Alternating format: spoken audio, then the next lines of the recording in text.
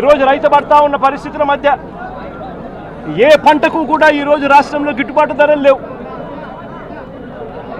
వరి ప్రొక్యూర్మెంట్ మొన్న చేశారు.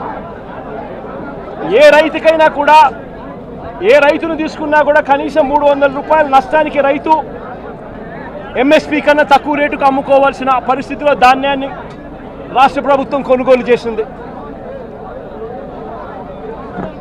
వరి దగ్గర నుంచి మొదలు పెడితే మిరప, పత్తి, జొన్న, కందులు, మినుములు, పెసలు, మొక్కజొన్న, సజ్జ, రాగులు, వేరుశనగ, అరటి, చీని, పొగాకు, కోకో ఏ పంట తీసుకున్నా కూడా రైతన్నకు ఈరోజు గిట్టుబాటు ధర రాని పరిస్థితి ఈరోజు రాష్ట్రంలో కనిపిస్తూ ఉంది.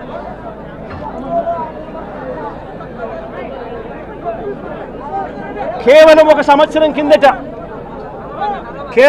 సంవత్సరం కిందట వైఎస్ఆర్సీపీ ప్రభుత్వం ఉన్నప్పుడు రైతు రాజ్యంగా రాష్ట్రంలో పరిపాలన సాగించినప్పుడు రైతు పరిస్థితి ఎలా ఉండేది, ఒక్క సంవత్సర కాలంలో రైతు ఎలా దిగజారిపోయాడు అని చెప్పడానికి నిదర్శనం ఈరోజు రాష్ట్రంలో ఈ జిల్లాలో జరిగిన రైతు ఆత్మహత్యలు. గత ఏడాది రైతు భరోసా కింద రైతన్న పెట్టుబడి సమయంలో రైతన్నకు పంట వేసే సమయంలోనే మే మాసం చివరికల్లా ఖరీఫ్ మొదలయ్యే నాటికల్లా రైతన్నకు రైతు భరోసా కింద పెట్టుబడి సహాయం కింద సహాయం అందేది. వైఎస్ఆర్సీపీ ప్రభుత్వ హయాంలో, మా ప్రభుత్వ హయాంలో గత ఏడాది రైతు భరోసా కింద అందుతా ఉన్న ఆ సొమ్ము చంద్రబాబు నాయుడు గారు వచ్చిన తర్వాత ఆగిపోయింది. ఈ పెద్ద మనిషి చంద్రబాబు నాయుడు గారు వచ్చిన తర్వాత గత ఏడాది రైతు భరోసా కింద మోడీ గారు ఇచ్చే 6,000 కాక మరో 20,000 రూపాయలు రైతు భరోసా కింద ఇస్తానని చెప్పాడు ఈ పెద్ద మనిషి చంద్రబాబు నాయుడు. గత సంవత్సరం రైతులకు ఇవ్వాల్సిన 20,000 రూపాయలు ఎగరగొట్టేశాడు. ఈ సంవత్సరం కూడా జూన్ 10వ తారీఖున మోడీ గారు ఇవ్వాల్సింది ఇచ్చేసింది, చంద్రబాబు నాయుడు గారు ఇవ్వాల్సింది మాత్రం ఎగరగొట్టిన పరిస్థితుల మధ్య ఈరోజు రాష్ట్రంలో వ్యవసాయం జరుగుతూ ఉంది. రైతు పరిస్థితి అధ్వానంగా. సమయానికే సీజన్ ముగిసేలోగానే ఇన్పుట్ సబ్సిడీ ఇచ్చే సాంప్రదాయాన్ని గత ప్రభుత్వం అంటే గతంలో వైఎస్ఆర్సీపీ ప్రభుత్వ హయాంలో ఉండేది. ఏ సీజన్ ముగిసేలోగా ఆ సీజన్లో జరిగిన నష్టాన్ని ఆ సీజన్ ముగిసేలోగానే మరుసటి సీజన్ వచ్చేలోగానే రైతన్నకు ఇన్పుట్ సబ్సిడీ కింద సహాయం అందేది. ఈరోజు ఆ ప్రక్రియను గాలికి వదిలేసిన పరిస్థితుల మధ్య ఈరోజు వ్యవసాయం జరుగుతూ ఉంది.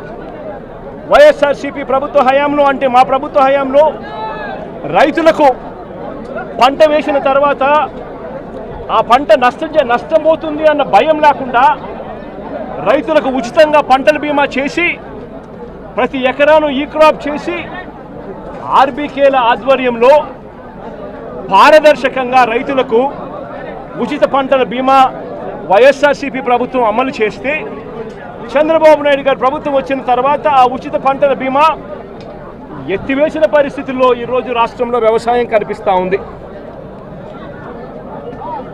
ఈ క్రాప్ వ్యవస్థను పూర్తిగా నీరుగార్చేశారు.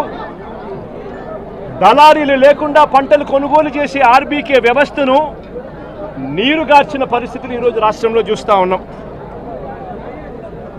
ఎరువులు, విత్తనాలు, పురుగుల మందులు ఇవన్నీ కూడా నాణ్యతను పరిశీలించి నాణ్యతకు ప్రభుత్వమే గ్యారంటీ ఇస్తూ రాష్ట్రంలో ప్రతి రూరల్ కాన్స్టిట్యుయెన్సీలో 146 ల్యాబులు ఏర్పాటు చేసి కాన్స్టిట్యుయెన్సీకి ఒక ల్యాబ్ను ఏర్పాటు చేసి ఆ ల్యాబులన్నీ అందుబాటులో తీసుకొని వచ్చి విత్తనాలు కానీ, ఎరువులు కానీ, పురుగుల మందులు కానీ ఆర్బీకేల ద్వారానే నాణ్యతకు గ్యారంటీ ఇస్తూ రైతులకు గ్రామంలోనే రైతులకు అందుబాటులో ఉండే పరిస్థితిని వైఎస్ఆర్సీపీ ప్రభుత్వం చేస్తే ఈ ప్రభుత్వం దాన్ని పూర్తిగా గాలికి వదిలేసి ఈరోజు మళ్ళీ రాష్ట్రంలో కల్తీ విత్తనాలు, కల్తీ ఎరువులు, కల్తీ పురుగుల మందుల మధ్య రైతు జీవితం తల్లడిల్లిపోతా ఉన్న పరిస్థితి ఈరోజు రాష్ట్రంలో కనిపిస్తూ ఉంది.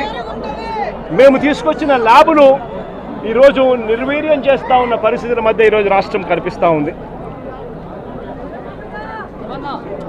మా ప్రభుత్వ హయాంలో ధాన్యం కొనుగోలు కాక ఆర్బీకేల ద్వారానే దళారీ వ్యవస్థ తీసేసి ధాన్యం కొనుగోలులో ప్రతి రైతుకు కూడా కనీస మద్దతు ధర ఖచ్చితంగా రైతుకు అందుబాటులోకి తీసుకొచ్చే కార్యక్రమం మేము చేస్తూ ప్రతి రైతుకు కూడా ఎంఎస్పి మాత్రమే కాకుండా జిఎల్టీ ఛార్జెస్ కింద అంటే gunny bags, logistics, gunny bags, labour, transport కింద ప్రతి రైతుకు ఎకరాకు 10,000 రూపాయలు అదనంగా మా ప్రభుత్వ హయాంలో, వైఎస్ఆర్సీపీ ప్రభుత్వ హయాంలో ప్రతి రైతుకు కూడా మేము ఇచ్చేవాళ్ళం.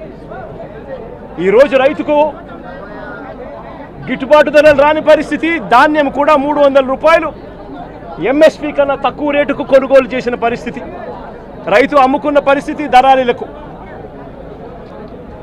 ధాన్యం కొనుగోలుకే కాకుండా మా ప్రభుత్వం వైఎస్ఆర్సీపీ ప్రభుత్వంలో గతంలో 3,000 కోట్ల రూపాయలతో ధరల స్థిరీకరణ నిధి తీసుకొచ్చి ఏకంగా 5 సంవత్సరాల కాలంలో 7,500 కోట్ల రూపాయలు ఖర్చు చేసి మార్కెట్లో కొనుగోళ్లు చేసి మార్కెట్లో పోటీతనాన్ని పెంచి రైతులకు గిట్టుబాటు ధరలు వచ్చేట్టుగా మా ప్రభుత్వ హయాంలో 7,800 కోట్ల రూపాయలు ఖర్చు చేసి రైతులను ఆదుకున్న పరిస్థితి మాది. అయితే కేంద్రం ప్రకటించిన పంటలకే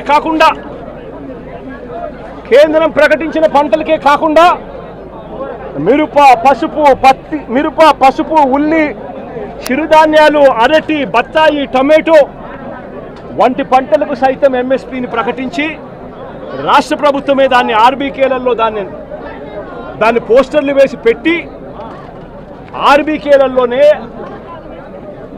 అక్కడే పనిచేస్తూ ఉన్న అగ్రికల్చరల్ గ్రాడ్యుయేట్ ఆర్బీకేలో అక్కడే కూర్చోబెట్టి ఆ పంటలకు సంబంధించిన రేట్లు వెంటనే అప్డేట్ చేసేవాళ్ళు.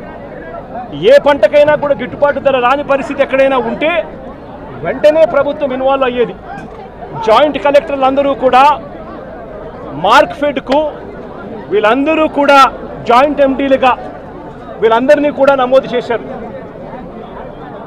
వెంటనే మార్కెటింగ్ శాఖ ఇన్వాల్వ్ అయ్యి జాయింట్ కలెక్టర్ల ఆధ్వర్యంలో పంటలు కొనుగోలు చేసే పరిస్థితి. ఈరోజు అవన్నీ కూడా గాలికి ఎగిరిపోయిన పరిస్థితుల మధ్య ఈరోజు రాష్ట్రంలో వ్యవసాయం జరుగుతూ ఉంది. ఈరోజు ఈ పొగాకు పంటే తీసుకుంటే ఈ చంద్రబాబు నాయుడు గారి ప్రభుత్వం రాక మునుపు అంటే మా ప్రభుత్వం చివరి సంవత్సరంలో కూడా పొగాకు పంటకు సంబంధించి 2023-24 అంటే మా ప్రభుత్వ హయాంలో కేజీ 366 రూపాయలు అంటే గత సంవత్సరం కేజీ 366 రూపాయలు అంటే 36,000 రూపాయలకు kg tobacco kg Virginia tobacco అమ్ముడుపోయింది.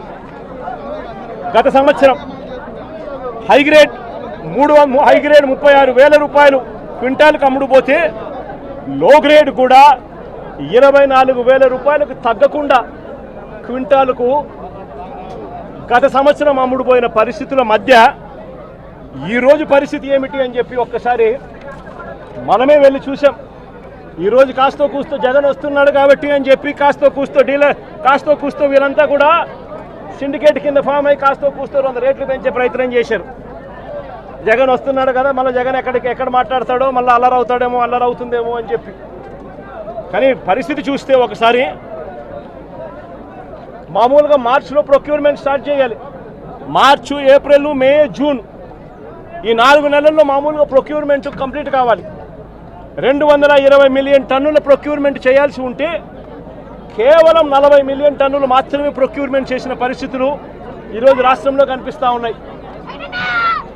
ఈరోజు రేట్ ఎంత అని చెప్పి చూస్తే ఈరోజు బ్రైట్ క్వాలిటీ అంటే హై గ్రేడ్ క్వాలిటీ యావరేజ్ మీద నేను ఇక్కడికి రాక మునుపు వరకు కూడా యావరేజ్ మీద 220 రూపాయల నుంచి 260 రూపాయల మధ్యలో అమ్ముడుపోయే పరిస్థితి. ఈరోజు నేను వచ్చినాను కాబట్టి 280 చేసినాను.